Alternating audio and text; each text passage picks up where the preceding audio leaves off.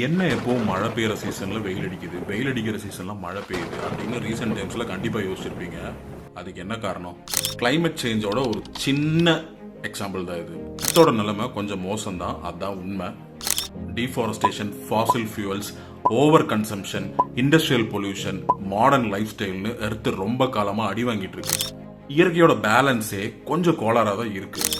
இதெல்லாம் எப்படி தடுக்கிறதுன்னு கேட்டால் ஆன்சர் இஸ் வெரி சிம்பிள். பூமியை நம்ம மதிக்க கற்றுக்கணும், மரம் நடணும், முக்கியமாக நேட்டிவ் ட்ரீஸ்.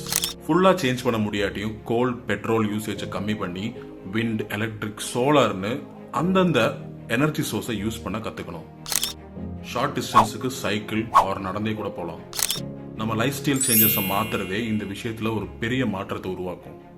அதை விட முக்கியமாக கவர்மெண்ட் அண்ட் கம்பெனிஸ் அக்கௌண்டபிலிட்டி எடுத்துக்கணும். எல்லாத்துக்கும் மேலே நம்மளுக்குள்ள இந்த மாற்றம் நிகழணும். இந்த விஷயம்லாம் பேசும்போது பூமர் மாதிரி தான் இருக்கும், இருந்தாலும் சொல்றேன், இது ரொம்ப முக்கியமான விஷயம். இதை பத்தி உங்க கமெண்ட் சொல்லுங்க. இதை பத்தி தெரிஞ்சா லைக் பண்ணுங்க, தெரியலாட்டி ஃபாலோ பண்ணி தெரிஞ்சுக்கோங்க. கண்டென்ட் பிடிச்சிருந்தா சப்ஸ்கிரைப் பண்ணுங்க.